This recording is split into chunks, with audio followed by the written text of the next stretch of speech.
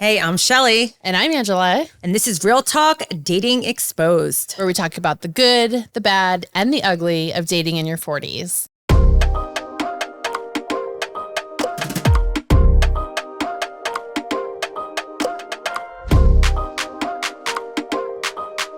Okay, this episode we're going to focus on controversial topics, things that we can chat through that we're probably going to get some heat, maybe not some heat. I guess just things that could come up, right? Like, are they deal breakers? How do we feel about them? Things and we're going to tell you. We're going to tell you how we feel. We always, that's what don't you worry. That is what we do. That is what we do. All right. So first topic. Yeah. Does body count, that's what the kids like to call it these days, matter? Does body count matter? So you're dating someone and he's like, hey, by the way, would he ever just say that though? Normally we find out by asking, don't we? But I feel like even asking that question is weird. Yeah. I feel like once you're established a little bit more, asking it isn't, because then it kind of starts coming up maybe. Yeah, but like, does that change anything? But let's just say, okay, you're dating and you're like, hey, what's your body count? Because I think that's what they do these days. And he says 72. Oh my goodness. I have to just like plead the fifth a little bit here because mine is not low. Mine is not low. That would not scare me. It would not scare you? No. So, and I'm not saying what mine is, but like, I think there's a double standard a lot of times too with men and women when it comes to this. Because men want, I don't know if they do. I feel like they want more of like the wholesome whatever. But I'm like, dude, we all lived our lives and like we all were single at some point. So like, does 72 scare me? I want to say no. And not because I'm alluding to that is around my number. But I am going to say that like, I don't really care. I don't really. It doesn't bother you. No. It doesn't matter. It doesn't really bother me. Like, do you ever ask? Yeah, I feel like it's come up with dudes I've dated like after. It's not like on a first date we're sitting down. And I'm like, by the way. Yeah. Let's just get into this. Let's talk about it. Yeah. No. But I think after a couple, like once I start dating a little bit more, I think just like after a couple drinks, we could be like, oh yeah, how many people have you had sex with? How many people have you? I feel like it comes up more. Dare I say I'm more concerned if the number is low. If they're like 3. I think under 10 is a little scary for me. Because your thought is they're not going to be good? They're not as experienced. I just kind of feel like, and listen, I'm not judging people under 10 necessarily like it's a bad thing, but again, it comes back to like life experience.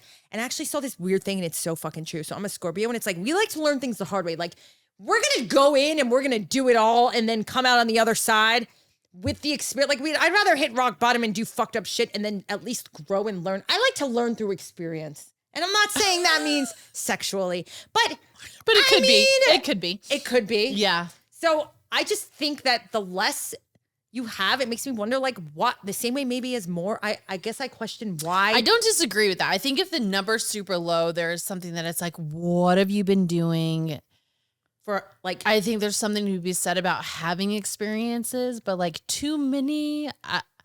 Yeah, so 72 I think I would proceed with caution. I would just be like, oh boy, a lot of follow-up questions to that. Like, let's talk about it. Are these mostly one-night stands? Does that matter? Are these relationships? How long did they last? Were you safe? When's the last time you were tested?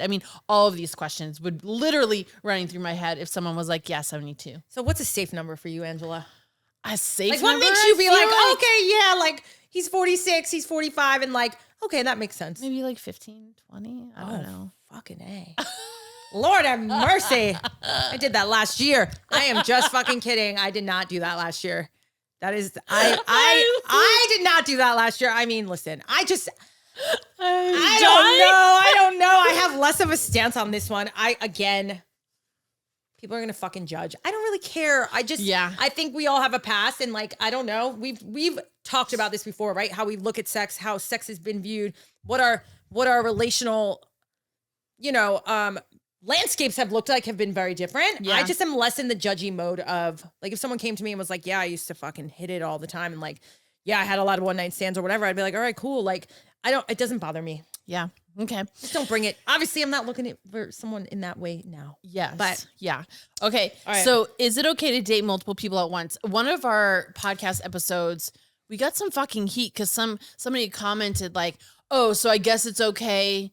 Oh, it was when we were talking about if a guy wants to make it exclusive too soon, right? And so some stupid ass comment came in and it was like, oh, so if I'm on a date and I just get up and kiss a girl next to you, that's okay? No, you fucking idiot. It's not okay. That's not what we're talking about. But I definitely think that was taken out of context. Yeah, in a lot of ways, like our clips, because it looked like we don't, it's like, well, do you want a guy into you? You don't want a guy into you. Like, as if we almost didn't want, like, we're not trying to complicate things by saying, like, we obviously want someone that's showing interest and effort and energy. And I think there's a differentiation. And I feel like this needs to be said because there were so many fucking comments and it was so annoying.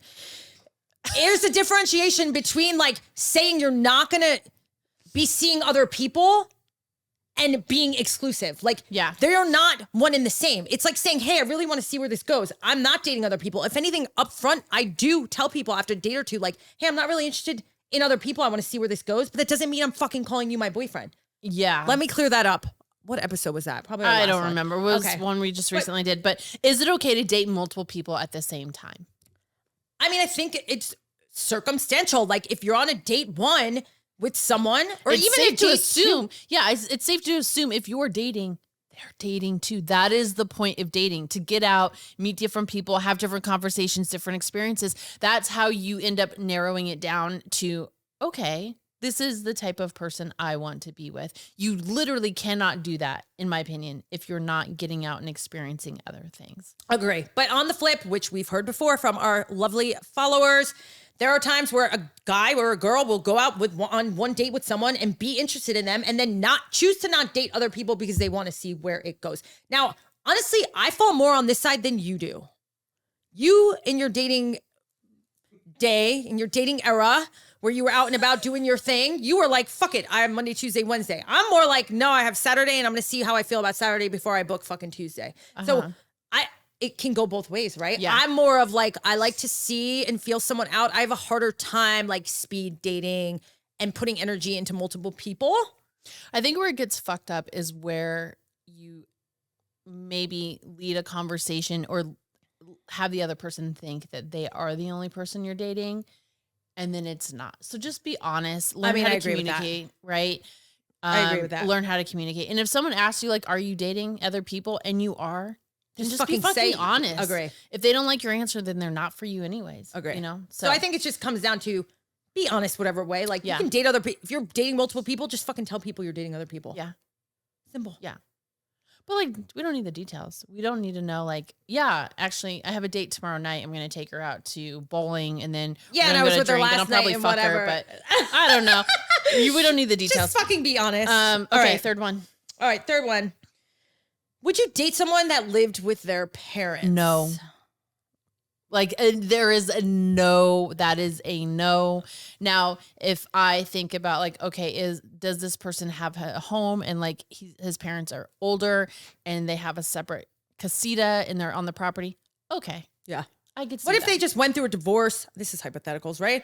And then, like, they're getting their shit back together. What if there's just some sort of, like, what if... Then I think you get your shit back together and, like you say, come correct. Yeah, come correct. Come correct or don't fucking come. So it's not really a scenario that you would feel like that was acceptable? No, I mean, we're 40. Yeah. We're 40. Like, why would you ever want to live with your parents? Like, I mean, no. not saying they want Date to. night on the couch and got mom and pop over there eating their popcorn snuggled up next to us. No. Yeah. No. Okay. That is not. That's not a thing. No. I mean, and also, I feel like if they're living with their parents, you're meeting parents sooner, and we don't need to expedite this I feel like we're process. setting ourselves back like a decade, right? To even be talking about this. Yeah. I feel like that's something you worry about in like your 30s, where you're like, oh my God, I'm still living at home, which I feel like is a much more common thing, even in your 30s this day and age with fucking the cost of life.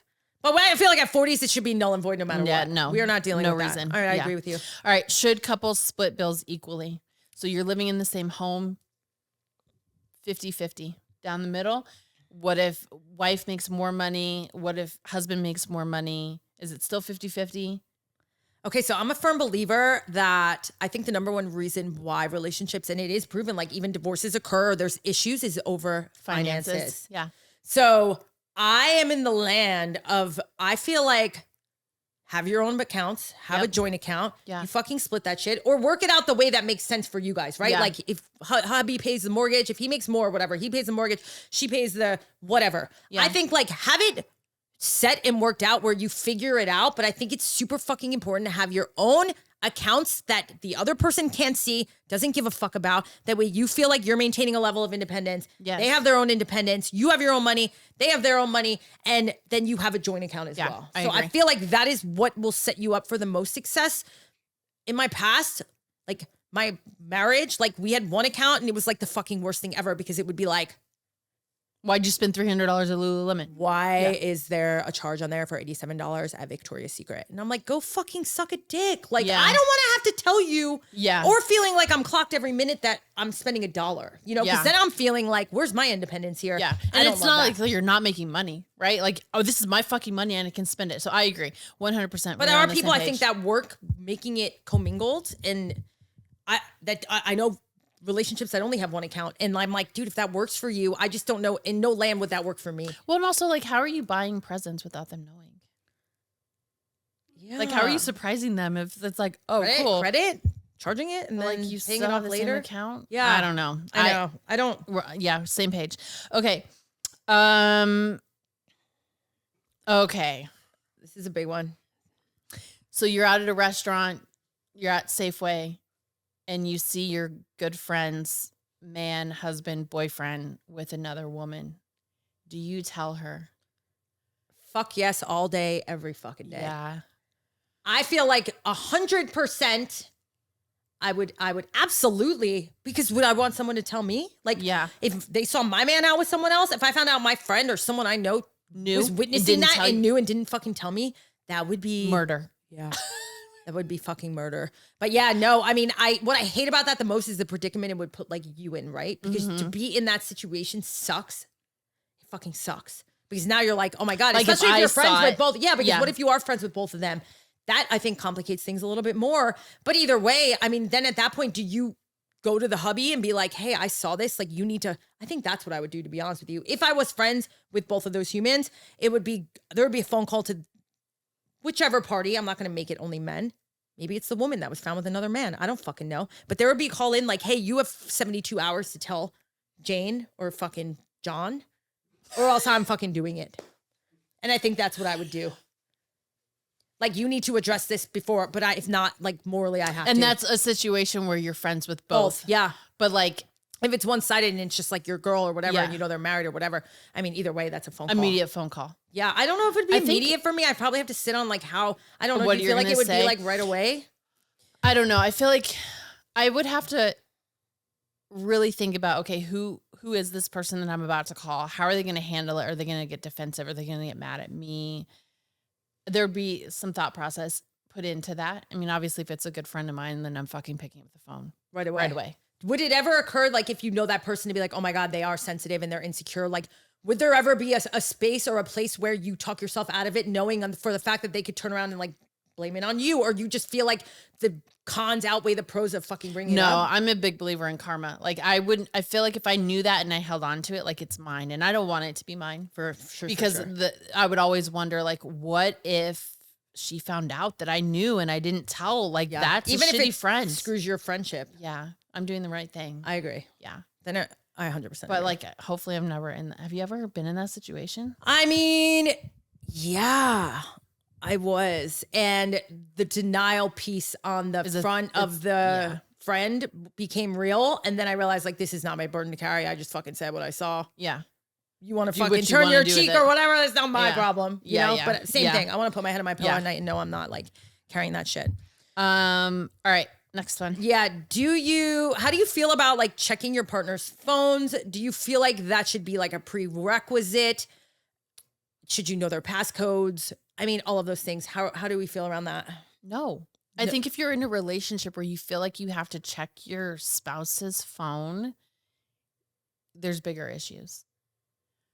And I think there's this element of, if you will always find what you're looking for. So if you're going through someone's phone because you're insecure, you're questioning them, like, you're going to misread a text to ultimately read and have the tone that you're looking for. No. Now, if someone I was dating was like, hey, who's that text from? Like, I'm full fucking transparency. I have nothing to hide. For sure. But like, if I found out that someone went through my phone, I'd be like, why? Why didn't you just ask? Yeah. it's just an invasion of privacy. Not that I need the privacy, but it's like, wow, I didn't realize you didn't trust me. And like that needs to be the conversation, not you hiding behind my back and reading my phone while I'm sleeping. For sure. Well, what if it was flipped and like you had a partner that always had their phone down, or like when you spent time together, turned it off and said like, well, I just want to be present with you. Those are all red flags. Yeah. I think, no. Yeah.